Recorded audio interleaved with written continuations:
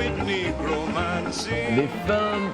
Film and Folklore Festival 2024 is happening on March 1st, 2nd, and 3rd. Those are the screening dates. Before that, we have some workshops that you can definitely check out and be a part of. The theme for this year, Folklore in Love. Joining us in studio this morning, I have directors of different movies that are going to be featured inside the Folklore in Love. Let me start with Keyon Byron. He's the director of Batchack, Peacemakers, and Michelle the Fall. Romario Reyes, who's the co-director of All Skin, No Laugh, and Israel Silva, another co-director of All Skin, No Laugh. Good morning, gentlemen. Welcome to the show. Morning. Thank you guys so much for being here. I want to start off with the theme Folklore in Love. When you hear that theme, and you had your movies, I assume you were making movies before this about the theme was announced, right? Yeah. Let me start with you, Keyon. When you heard the theme and you said Folklore in Love, and you were making Batchack, Peacemakers, how did you tie that together? Well, it was perfect for me because actually my film has a lot of love elements in it and folklore elements. So, yeah, when I heard it was Folklore in Love, I said this is perfect.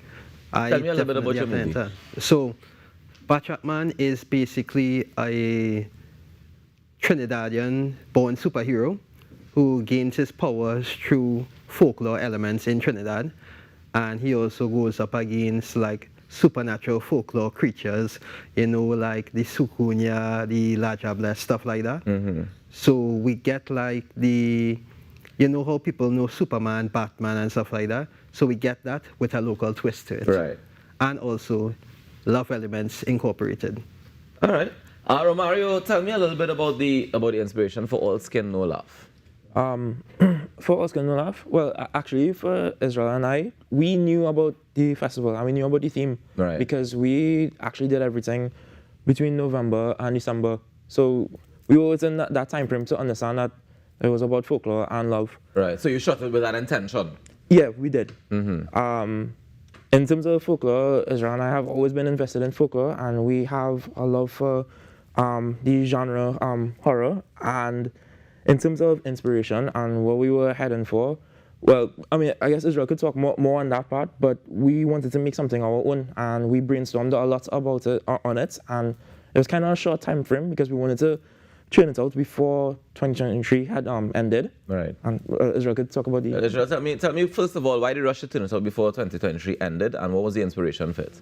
Well, the reason why is because he directed the first short drop in the year before, and it was great. The response in Movie Town was great and everything like that. So I was like, okay, well, we're not doing anything at the end of the year. Let's try and churn out something as quickly as we could. Turns out that this one was a lot longer than we planned for. Yeah, it was double the time of short drop, which to me is still a win, right?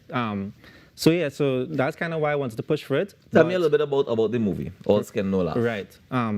It is, as he said, based on folklore, but the whole, I guess, cool aspect to us about it is it's probably a folklore nobody knows about. That is the most interesting thing to me. So I guess when you all see it without selling out too much, you all would see what I'm talking about. It's a folklore that nobody knows about. Yeah, nobody knows So how does it become folklore if nobody knows about exactly. it? That's exactly it. This is very, very interesting. Keyon, I understand you have another movie, Michelle the Fall? Yes, Michelle the Fall. Tell me about Michelle. So Michelle the Fall is actually a spin-off of that Batchack movie. So it's basically, without selling out too much, it's about a young lady trying to get revenge for the murder of her parents. That's all I can say. That sounds like Batman. It's not Batman. It's not as if Batman was a man trying to get revenge for his parents. But I understand what you're saying. All right. Tell me, sorry, Romario. You said that you have a long-standing interest in folklore. Where did that come from? Where did you get that interest? Where did it develop? It developed from the stories I would hear when I was a kid.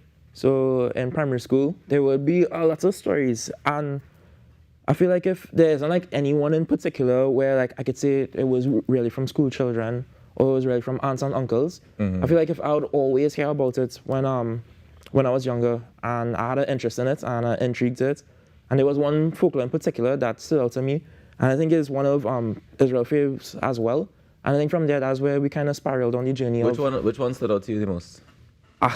Well, we can't really pinpoint what it is exactly. If it is a larger blessed story, or if okay, yeah, well, it have elements of it that's not necessarily in line with her folklore, and we loved that particular story. Mm-hmm.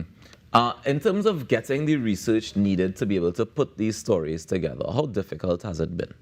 For me, not very difficult.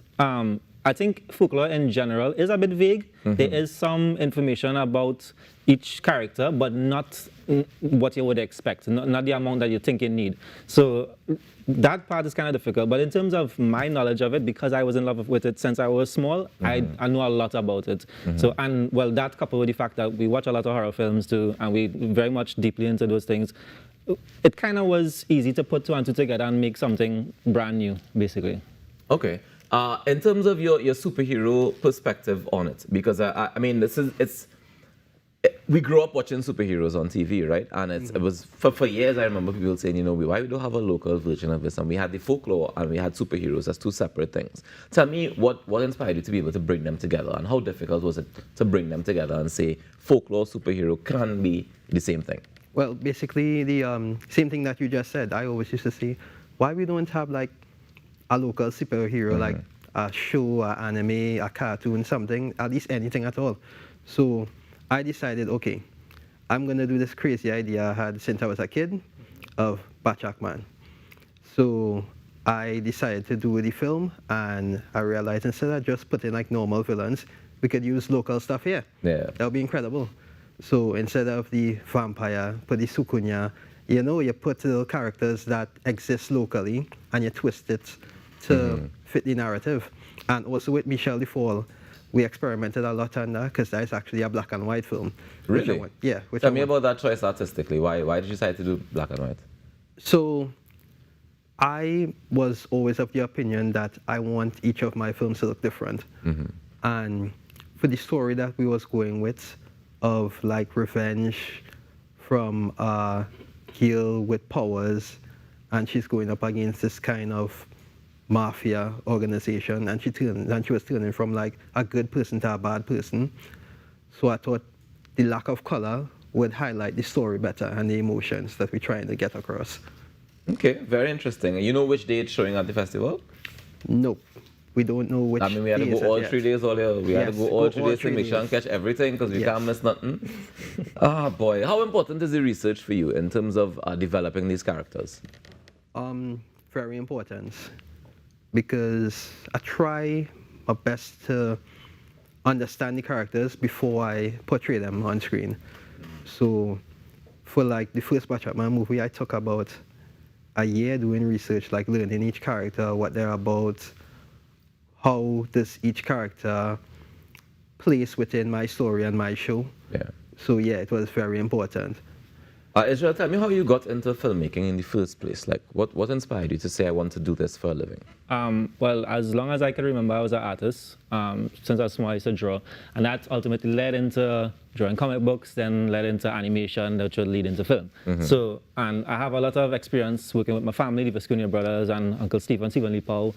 I worked a lot with them throughout the years, doing commercials. So you've been trained for this? Yeah, for a while. Yeah. And I eventually got tired of doing commercials, and I was like, well, I have so much stories in my head that I want to do, so much characters I want to bring to life. I was like, well, why not just do it myself? So. And why did you decide to partner with Romario? Well, Romario's my cousin, number one. Well, that's a good reason, yeah. I guess. And our family is very close, Right. very, very close. So that's one thing. And then the next thing, we kind of made our own company, Liquid Matter Studios. My brothers and I, close friend Kern Solandi, and well, Romario obviously joined afterwards. So in that company, that's what we do. We do comic books, we do digital art, we do film, animation, the whole shebang. So that's pretty much why I got into it. It's a family thing, basically. Romario, how important is that collaborative element of it, of producing the films? In terms with Israel? But Liquid Matters in general? The collaboration process, it is, well, to me, it's not something that I think too much about because, as Israel said, it is my family and we always have been working together. So it's not something that like I overly have like a strong opinion on. It might be like too much of a biased one. because I'm so used to it. And it's just normal. That's just normal Yeah. for you. Israel, when you formed the company, when you guys formed the company, why was that collaborative element of it so important? Because for you to have all the different aspects and all the different players, it means that you all thought about collaboration. Yeah, I think it was our love for comic books at the beginning. Right. That was really what we wanted the company to be about. Because we, since back in the day, we wanted to bring out comic books of our own, right? Local comic books. And I mean, back then, didn't really have internet. Comic books was really the source of entertainment for youths like us, right? So that was the main goal, and it just evolved into these other things. But it was mainly because, back in the day, you would more than likely have friends around your neighborhood, right? So Colonel Solandi was one of those guys that we met and became a lifelong friend. And it was our shared love for comic books, kind of like, well, let's just do something. All of us were artists. And it was funny is that he's probably like the only artist in his family. So nobody else in his family understood why he liked those stuff except us. So he felt very like bonded to us in that way.